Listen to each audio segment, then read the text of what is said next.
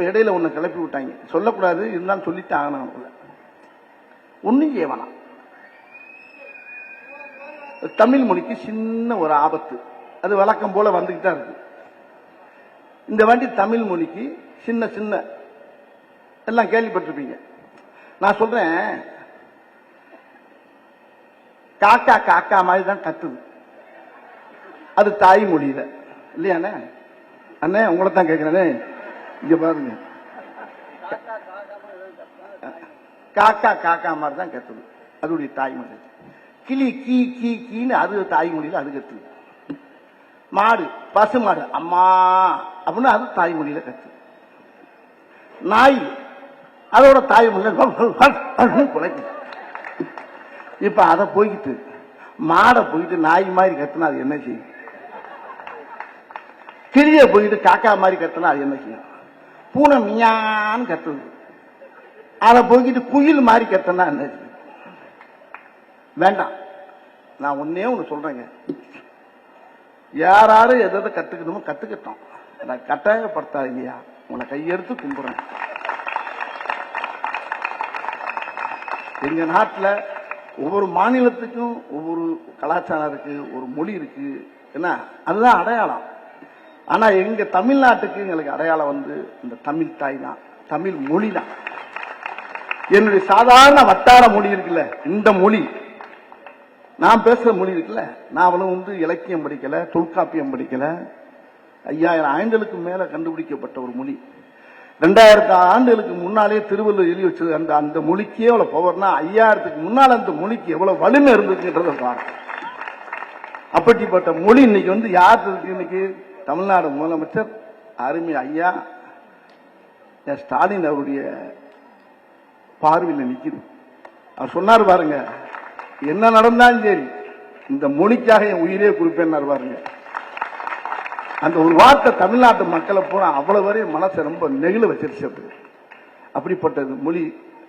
நீங்க எதை வேணாலும் பேசுங்க, எந்த வேணாலும் பேசலாம், எதை வேணா திணிக்க வேணா, புகுத்த வேணா, வேண்டாம்.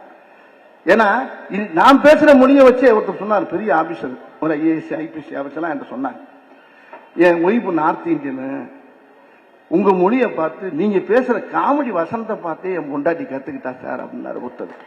அவர் பேரை சொல்ல விரும்பல, இப்பவும் இருக்காரு. அவர் ஒரு ஐபிஎஸ். அவர் தமிழே தெரியாது, தமிழ் தானே கத்துக்கணும். வா அந்த வடிவேல் பேசுற பாரு, வடிவேல் வசனத்தை கேளு.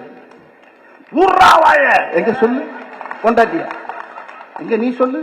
மூர்ரா மூர்ரா வாய, மூர்ரா வாய, மூர்ரா மூர்ரா ஓய, ஓயல்ல வாய, மூர்ரா வாய, இப்படியே சொல்லி சொல்லி சொல்லி கொடுத்து 4 தடவை போட்டு அது சூப்பரா இங்கிலீஷ் தமிழ் பேசுது, என்னோட நல்லா பேசுது அந்த அம்மா. பொண்டாட்டிட்ட போன கொடுத்துட்டாரு, அது என்கிட்ட பேசுது. இப்படி எல்லா ஸ்டேட்லயும் பாத்தீங்கன்னா எங்க மொழி உலகத்துக்கு பூரா கத்துக் கொடுக்கக்கூடிய மொழி தமிழ் மொழி. எங்க மொழியிலிருந்து தான் எல்லாமே கத்துக்கலாம், வேற மொழியிலிருந்து நாங்க என்னத்தை கத்துக்கிறோம்? இங்கிலீஷ் சும்மா கனெக்டடு, சும்மா ஹாய் ஹவ் ஆர் யூ, அவ்வளவுதான். அது என்ன இருக்கு? அது வேற எதுக்கு யூஸ் ஆகும், நம்ம அதுக்கு யூஸ் ஆகும் போயிடும். இங்க அப்படி இல்லை, சின்ன சின்ன வார்த்தை கூட அர்த்தம் இருக்கு, அடையாளம் இருக்கு, எல்லாம் இருக்கு. அப்படி தங்கமான மொழி. நான் அரசியல் பேசல, அரசியல் கிடையாது. நான் பேசுனது என்னுடைய மொழி. இந்த திமுக மேடையில் என்று பேசுறது வந்து ஒரு தமிழுடைய மேடையில் என்று பேசிட்டு இருக்கிறாங்க. இது திமுக மேடை மட்டும் இல்ல, தமிழுடைய மேடை, தமிழ்நாட்டுடைய மேடை. இந்த மேடை நான் யாரையுமே குறை சொல்ல, என்னை பத்தி நீ என்ன வேணாலும் கமெண்ட் பண்ணுங்க, என்ன வேணாலும் பண்ணிக்கீங்க. ஆனா அது கிடையாது. என்னது என்ன சொல்றானே, வாங்கி கொடுங்க. டைம் ஆயிடுச்சா என்ன? ஜாலியா நம்ம ஜாலியா அவர் எனக்கு திக்கின ஐயா, இன்னும் திடீர்னு ஐயா பொய்யான்னு வருது சவுண்ட்.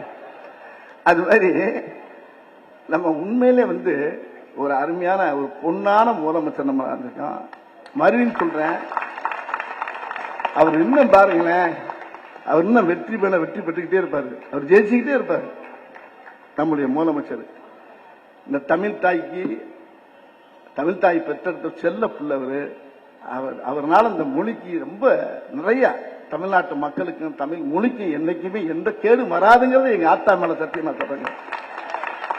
நீரோடி கையால் சோத்தோட நல்லா வாழணும், நல்லா இருக்கணும். அவர் இன்னும் இளமையா இருந்து அவங்க குட்டிபத்தி அம்மா சொன்ன மாதிரி அவர் தன்னுடைய தந்தை வயசெல்லாம் அவர் கடக்கணும். அவர் கடந்து நிறைய மக்களுக்கு நிறைய பணி செய்யணும். அவர் எங்க வீட்டில் ஒரு அண்ணன், அவர் தமிழ்நாட்டு முதலமைச்சர் கிடையாது, அது மட்டும் கிடையாது, ஒவ்வொரு வீட்டு மக்களுக்கு ஒரு மூத்த புள்ள, ஒரு தகப்ப மாதிரி அவர் இந்த அளவுக்கு இந்த போராடி ஜெயிக்கிறாருன்னா எவ்வளவு எவ்வளவு எந்நேரம் பார்த்தாலும் பண்ணிட்டாங்க. ராத்திரி ஒரு தூக்கமே கிடையாது, ஒரு நாளைக்கு 2 மணி நேரம் 3 மணி நேரம் தூங்குறாரு. அவரு பார்த்தா அங்க போய்கிட்டு இருக்காரு, அங்க போய்கிட்டு இருக்காரு, ஏதோ பண்ணிக்கிட்டே இருக்காருங்க, மக்களுக்கு பணி செஞ்சுட்டு தான் இருக்காரு. அவர் நீடோடி பல்லாண்டு பல்லாண்டு பல கோடி 100 ஆண்டு வாழணும்னு எங்க அண்ணன் ஏற்றி வச்ச எங்க ஐயனார் திருவேற்றுடைய ஐயனார் சத்தியமாக்குறேன், நீடோடி வாழணும்னு அவரை பிரார்த்தனை பண்ணிக்கிறேன். உங்க சார்பாக அவர் வேண்டிக்கிறேன். வணக்கம், நன்றி. செய்திகளை உடனுக்குடன் தெரிந்து கொள்ள உடனே சப்ஸ்கிரைப் பண்ணுங்க.